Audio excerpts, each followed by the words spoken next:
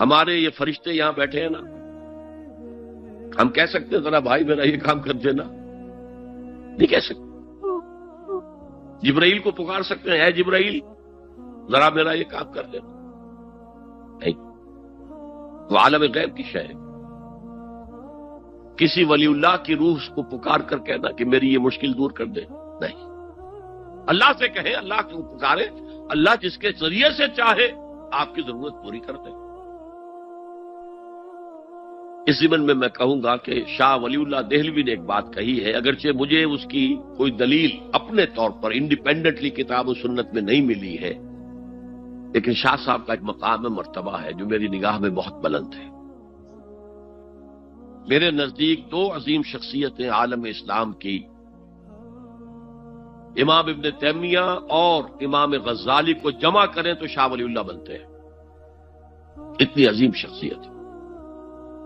انہوں نے یہ لکھا ہے کہ جو اللہ کے برگزیدہ بندے ہوتے ہیں، اولیاء اللہ، اللہ تعالیٰ ان کی ارواح کو ان کے فوت ہونے کے بعد ملائکہ کے طبقہ اسفل میں شامل کر دیتے ہیں، اور وہ بھی جس طرح وہ ملائکہ اللہ کے احکام کی زمین میں تنفیذ کر رہے ہیں، وہ بھی اسی کام میں لگ جاتے ہیں۔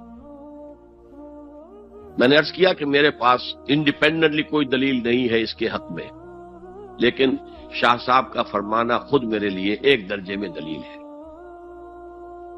لیکن یہاں ایک تو یہ نوٹ کرنے کا، ملائکہ کا طبقہ اسفل، ملائکہ کا سب سے نچلا طبقہ، اور اللہ کے حکم کی تنفیذ کرتے تو فرشتے کر رہے ہیں، وہ بھی ہوں، ہمیں سے کیا غرض ہے؟ ہم نہ فرشتے کو پکار سکتے ہیں اور نہ کسی ولی اللہ کو پکار سکتے۔ پکارو اللہ کو۔ قال ربکم ادعونی استجب لکم ان الذین یستکبرون عن عبادتی سیدخلون جہنم داخرین۔ تمہارا رب کہتا ہے مجھے پکارو، مجھ سے مانگو، میں تمہیں دوں گا، تمہاری دعا سنوں گا، قبول کروں گا، اور جو بربنائے تکبر مجھ سے نہیں مانگتے وہ جہنم میں داخل ہوں گے، ذلیل و خوار ہوں گے۔ حضور نے ایک بات، مجھے متن یاد نہیں ہے، بہت پیاری فرمائی، دیکھو انسانوں سے تم مانگتے ہو کچھ تو ایک دفعہ تو اس کے ماتھے پر، تیوری پر بل پڑ ہی جاتا ہے، یہ کیوں میرے سامنے ہاتھ سوال کیا، کیوں مجھ سے مانگ رہا ہے، چلیے بعد میں کچھ وہ دے ہی دے، ناگوار گزرتا ہے۔ ارے اس سے مانگو جو کہتا ہے کہ مجھ سے مانگو اور میں دوں گا، وہ نہ مانگنے پہ ناراض ہے، اس سے نہیں مانگتے۔ رات کے آخری ساعتوں میں، یا جسے آپ کہتے ہیں the small hours of the morning، حدیث میں آتا اللہ نزول اجلال فرماتے، جس کو ہم نہیں جانتے کیسے نزول ہوتا ہے، ذات باری تعالیٰ اور اس کے متعلقات کے بارے میں جو بات آ گئی قرآن میں، حدیث میں، وہ ہم مانتے ہیں، کیسا یہ ہم نہیں جانتے، اس کا ہاتھ ہے کیسا ہے ہم نہیں جانتے، اس کا چہرہ ہے کیسا ہے ہم نہیں جانتے، اس کی ساق ہے، اس کی پنڈلی ہے کیسی ہے ہم نہیں جانتے، وہ سنتا ہے کیسے سنتا ہے ہم نہیں جانتے، کیا اس کے کان ہیں، کیا اسے بھی ساؤنڈ ویوز کی ضرورت ہے سننے کے لیے،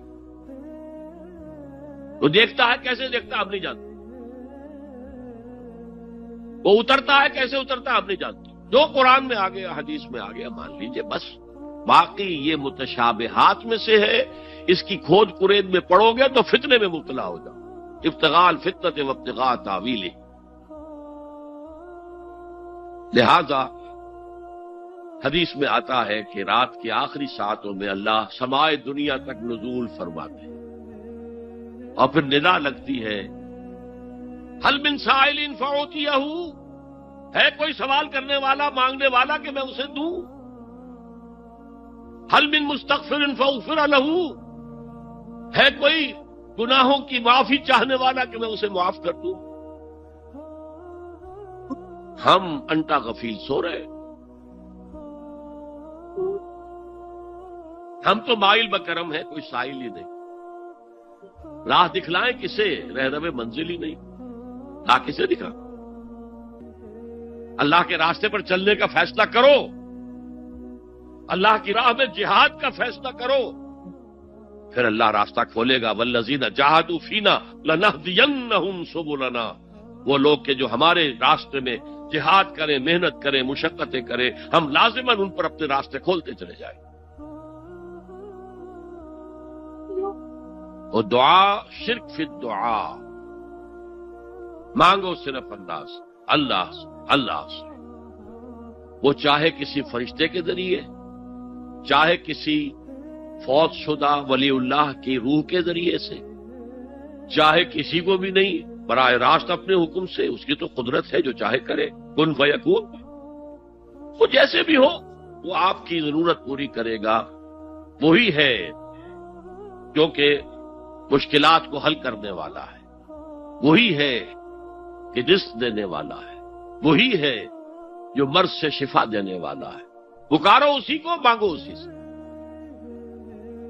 اب آئیے، کچھ مراسم عبودیت ہوتے ہیں، مراسم رسم کہتے ہیں کسی چیز کی ظاہری شکل کو۔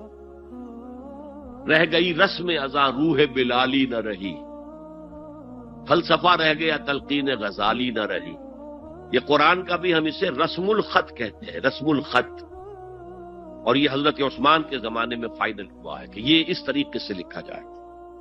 تو عبدیت کے اظہار کے لیے کچھ رسومات ہیں، جس میں سے ایک پر گفتگو ہو چکی، قنوت،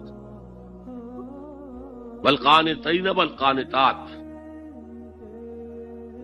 یہ جو ہے اللہ کے حضور میں چاہے ہاتھ باندھے چاہے ہاتھ کھلے، لیکن ذرا جھک کر گردن میں خم کر کے کھڑے ہونا، یہ نماز کے اندر جو قنوت ہے، یہ قنوت ہے، یہ بھی اپنی عاجزی کا اظہار ہے، عجز اور تذلل۔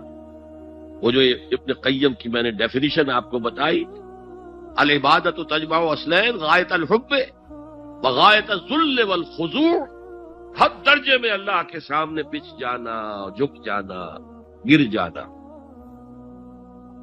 رکوع، سجدہ اللہ کے سوا کسی کے لیے نہیں۔ اور اس معاملے میں دین محمدی جو اپنی تکمیل کو پہنچ گیا، الیوم اکملت لکم دینکم واتممت علیکم نعمتی ورضیت لکم الاسلام دینا، حضور کی بعثت سے قبل سجدہ تعظیمی جائز تھا، کسی شخص کی تعظیم کے لیے، اس کی عزت کے لیے اس کے سامنے سجدہ کرنا جائز تھا۔ حضرت یوسف کے سامنے ان کے والدین اور 11 بھائی سجدے میں گر گئے۔ بچپن میں خواب دیکھا تھا اور 40-50 سال بعد اس کی تعبیر بالفعل ایک اس واقعے کے طور پر سامنے آ گئی۔ سجدہ کرنا، جھکنا، سجدہ کرنا، یہ جائز تھا، سجدہ تعظیم۔